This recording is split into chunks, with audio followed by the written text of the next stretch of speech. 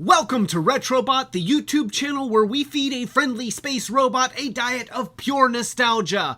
I'm Clay, and in this Short Circuits video, we're gonna take a look at Transformers War for Cybertron Kingdom Galvatron. Take a look at that. Here he is in the box, and let me tell you, this is something special. So let's dive right in, and just to get started right away, you can see that the packaging for the War for Cybertron Kingdom stuff looks fantastic. The illustrations are just fantastic. I love this artwork, and I've been doing a lot of Studio 86 videos lately, and this is just such a stark contrast from the very bare bones packaging that you see in the Studio 86 line. We've got illustrations, really nice illustrations for the Kingdom line, but what's funny about this is how much this character seems like it should be part of the Studio 86 series. It's a constant source of curiosity to me, because so much of the War for Cybertron Trilogy and Kingdom line really seems to be just an extension of that Studio 86 series that's based on the 1986 Transformers the movie. Now, you've seen both sides. If I lean this forward, then you can see here that we've got the Decepticon graffiti on what seems to be a rusty piece of metal, but even that is very nicely illustrated. And then if we look on the underside here, you can see some legal gobbledygook. And on the back, we of course get to see Galvatron in his robot mode and in his cannon mode, and of course we get to see that he comes with a matrix on a chain, which honestly, that's pretty cool. So let's go ahead and take him out of the box so that you can really appreciate him. So here he is out of the box, and I have to say that seeing him like this in his robot mode, he really does just look great. The articulation on this figure is really, really nice. He's got good posable joints in the shoulder, in the head, neck. He's got double joints in the elbows. He's got wrists that pivot, a waist that pivots. He's got fully articulated hips and knees and swivels in his legs that allow him to get into just about any cool pose that you want to put him in. Also, he comes with the Matrix of Leadership on a chain, which is removable. You can take this off, and this is actually a slight remold of the Matrix that Prime comes with. It's got a 5mm port in the back so that it can just peg onto this chain. So that's really, really cool. The fusion cannon, or the arm cannon, I guess I should say, since this shoots a beam of chemically produced electricity. At least that's what the Gen 1, the panel on the back of the Gen 1 Galvatron said. It really looks good. You can see here that that they did a great job with the neon orange and all of the ribbing that's inside here. The way that it's molded, even with this frosted bit, it just looks terrific. On his back, you can see that I've placed a couple of the Revenge ship replica cannons. So here, let me show you these. These are a neat feature, because these guns are replicas of the ship that Unicron gave to Galvatron in 1986's Transformers the movie, The Revenge.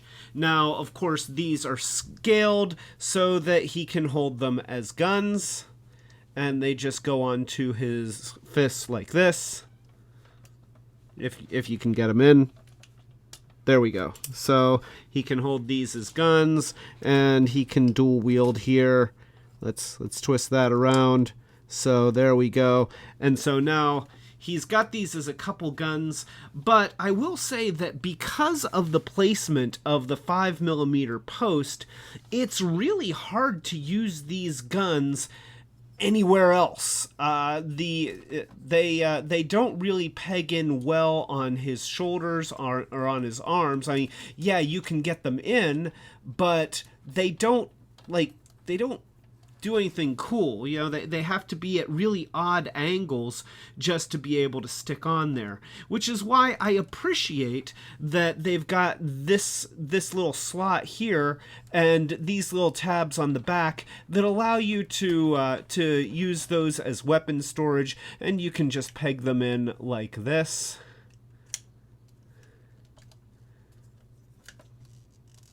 If I can get it.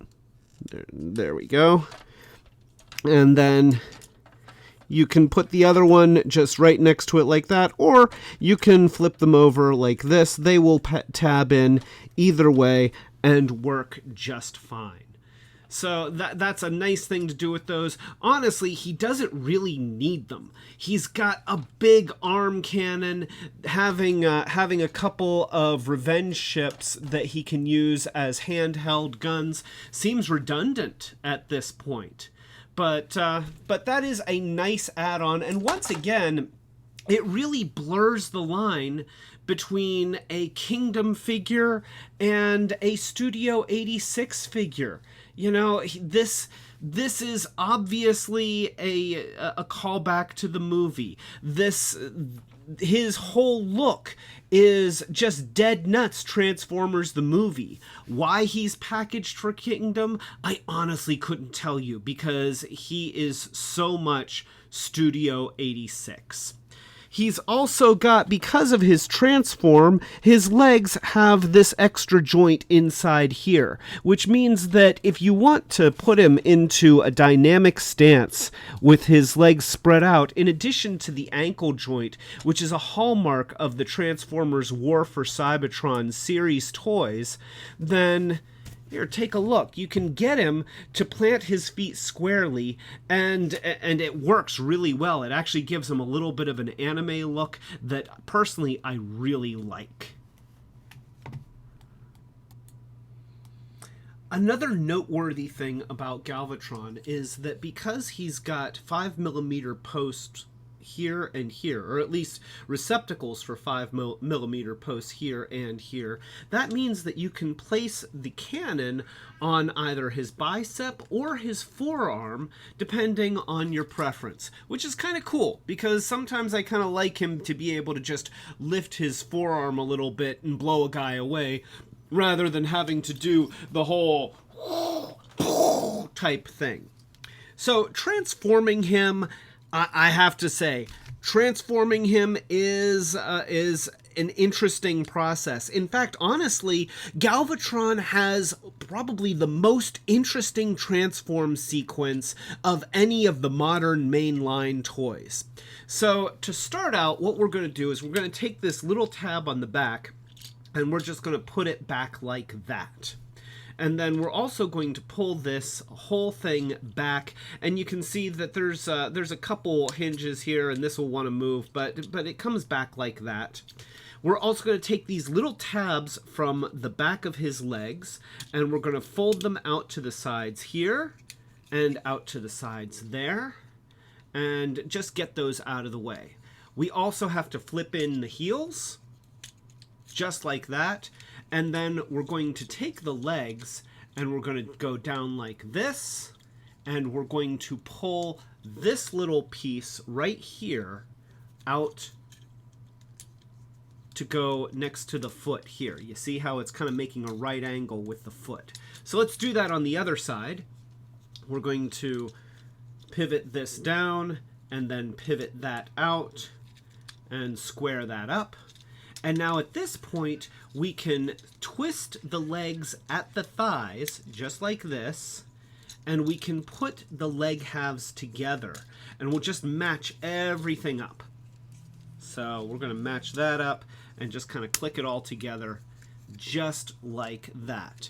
Now, at this point, what you can do with those little tabs that we put beside the legs earlier is you can see how there's a little bit of a tab here. Well, there's a little slot here. You're going to make those go together and click together just like this. I don't know if I'm going to be able to show this well on the camera. I'm going to try. but they're going to go together like that. There. Oh, no, didn't go in. There we go. We got it to go in. And then you're going to just fold these flat down to kind of give it a little bit of more of a cannon back shape here. So now we start dealing with the body. Let's take the arms, and we're just going to pull them straight out on these linkage pieces here, and we're going to flip the hip panels up and out of the way. We're going to take the body and we're going to open this back panel right here. And while we do that, we're going to open the chest, and you see how the chest is on a piece that's connected to the sort of the collarbone, except that I guess it's a collar plate in his case, which is going to allow you to flip the head into this cylinder here, and then we can take that down like that. And then at this point we can fold this whole assembly down up against the front of the hips. We can take this back panel and fold it down against this whole assembly here, and then we can take the legs and we can bend them backwards to meet up with that panel, and you see how everything just clicks together there. Yeah, I know, Dudley. Dudley wanted to make sure that I remembered how to transform him. He's giving me tips. He's a very considerate cat. And so at this point, we can take the chest panel and we can just fold it flat like that, and we can close that over the head. And now we are able to take these hip panels and we'll swing them forward like that.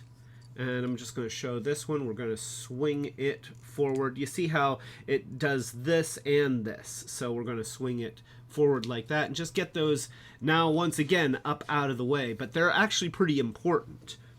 So then we take these side panels on each side that hold the shoulder pieces, and we're going to bring them down around the cannon body. And then those are just going to go right here. And what you're going to do is you're actually going to click these hip panels up against the shoulders to lock them into place, just like that. There you go. And so from here, we can transform the arms. We're going to fold the wrists in only 90 degrees. They do not do a 180 degree flip around. They just kind of fold in. And then you see how there are these little tabs right here on the ends of the wrist. Well, those are going to go into the rectangular slots right here in the shoulders. And that's going to align everything and stick the arms together. And now you can take the treads, and you can see how it's on this multi-jointed linkage piece. And that's going to go up against the transformed arms to create the cannon treads. And then we're going to do the same thing on the other side. I'm going to close this up against the shoulder and click that little tab into the slot. And then I'm going to take this tread piece and I'm just going to maneuver it around to meet up with the arms. And now at this point, we pretty much have him transformed. The only thing left to do is to take the cannon barrel and put it into the end. And then we can take this end, which I really appreciate this, because the Gen 1 version, this part, there wasn't really anything that you could do with it. So a lot of times I just left it on the arm because, you know, there's no other place to store it. This can go right on the back here, and boom. It just works right there. And so that is him in his cannon mode. A couple key features of the alternate mode here is that, okay, granted, I don't like this, like how kind of short and square it is. I don't like how that looks, but because of the way they jointed it, it can pivot back like this, and then because of those ankle joints, it can go back like this, and then you can adjust the arms, and that enables him to fire at different elevations, and that also makes him look more angular and much, much cooler in his cannon mode. So that is a really, really nice feature. Yeah, I really wish that this weren't just, you know, completely open inside there. I kind of wish that there was just some kind of little panel to fill that in so that it didn't look like just a little teeny tiny hinge joint here. But honestly, just getting this angular shape is such a tremendous improvement over doing just that. Okay, that just doesn't seem good. But this, okay, that actually seems really awesome. So I really like that. The other thing that you can do is you can still have the chain with the matrix of leadership go around the cannon barrel, and you'll notice that there's a little slot right here in the top of the chest plate, and there's a little tab on the bottom of the chain, and that allows you to put this around the neck and then lock it into place. So it's not even just hanging there free, it's actually pegged in so it holds securely. And then you can take your revenge ships, and there's these little tabs right here on the cannon barrel. Well, I guess it's not the cannon body, right here and right here. And then you can take these and you can just, let's see, these go on here somewhere. Oh yeah, they go on here like that. I think that they go on like that. Yeah, just like that. And I had the other one around here too. Ah, there it is. So we can take that and put it on there just like, just like this. So you have weapons storage in the cannon mode, and of course these are facing forward, which means extra laser bits. Because, you know, if the giant beam of death that comes out of the orange barrel misses you, you can still get shot with a couple little pew, pew, pew, pew, pews by the end of the cannon. So let me go ahead and put this on the other camera so that you can really appreciate all the details of the alt mode. So here he is in his cannon mode, and you can see that the cannon mode looks really mechanical. They did a good job of just making it look like what it's supposed to be, a space cannon. We've got the treads here, we've got a distinctive gun barrel, and notice that they managed to pull off that sort of cartoon magic from the 1980s cartoon where he would be all purple in his robot mode, but then in his cannon mode, his body would turn gray. Well, they managed to pull that off, and that's pretty darn impressive. The fact that we have the hinging here in the back piece that allows the cannon to elevate is also another really, really nice feature. And of course, as I mentioned before, we have the weapons storage for the base of the arm cannon, which is great. That's something that I always wish they would have done. What I don't like about this design, however, is that you look at the way that the arms fold up, and they don't really look like they serve any purpose other than being folded up robot arms. There's nothing that meshes the shape of this arm into the shapes of this arm. They are completely different. You have the shoulder that's mostly rounded here, and then the cylinder of the bicep, and then the wrist, which is sort of a half cylinder that's got this flat edge that just kind of goes up against it. Nothing seems integrated. And, you know, that's something that I'm noticing in a lot of the places, like this panel here, where there's this curve right back here that doesn't fill in the corner. So you're getting to see little holes through here, and then you've got this half sphere shape here, this sort of this arc here on this panel, and then these panels are flat. So So things are very segmented. The alt mode does not look like a cohesive whole. And it's not a huge criticism, but it's just noteworthy that when he is in his canon mode, it does look like an assemblage of parts. Now, granted, they have done a fantastic job of making the transform something where it is an entire transform. He doesn't look like a robot just laying on his stomach doing push-ups. He looks like a cannon.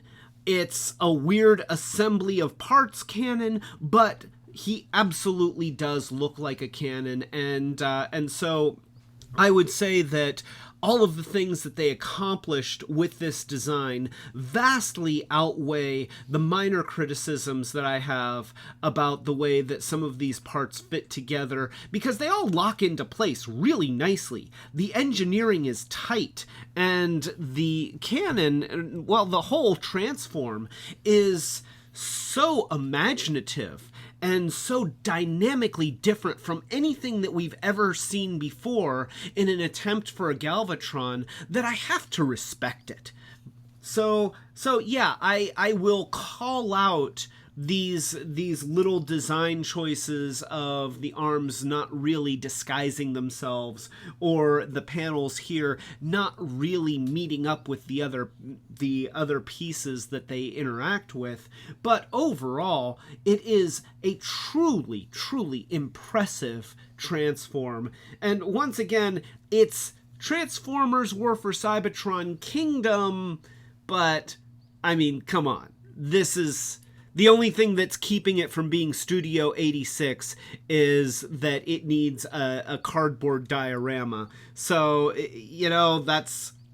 I don't know what's going on with that whole thing. But what we're getting is some really awesome toys. And I can say that this is easily, by far, the best mainline Galvatron that we've ever gotten. It is the most cartoon accurate. It has the most interesting transform. It is beautifully posable. It has all these nice little things like the Matrix on a chain and the revenge ships, which you don't even have to use them as guns. You can, but then again, you can also just use them as little ships to circle your Transformers Armada Unicron, because honestly, how many of us could actually afford the HasLabs Unicron or have space for it in their home? Not this guy. So you know what, the revenge ships will circle my Transformers Armada Unicron, and that'll just have to be good enough. So that's it. That is Transformers War for Cybertron Kingdom Galvatron. Overall, huge recommend, especially if you are a Gen 1 fan, but it's a cool toy just in general. Very playable. The colors are nice. The paint applications are nice. So yeah, definite thumbs up. Highly recommended. Well worth the price of admission here. So yeah, that is my review of Transformers War for Cybertron Kingdom Galvatron. So, yeah. If you like this video, or you like these kinds of videos, then please give it a thumbs up. Consider subscribing to the channel and click the notification bell so that you know when we're doing more of these Short Circuits videos. So that's it. I'm Clay, telling you to keep it Retrobot. Yes, we're keeping it Retrobot with a Retrobot named Galvatron. And just by the way, you can't turn him into a handgun. If you're looking for a secret handgun mode, it's not there. I've tried hard. Nope, it doesn't work. Almost like they very specifically designed him to not have a handgun mode, which, you know, I don't know how important that is. But he's still a Retrobot, and we're keeping it retro with this bot. Boy, that's a lot to stick at the end screen there. I should probably shut up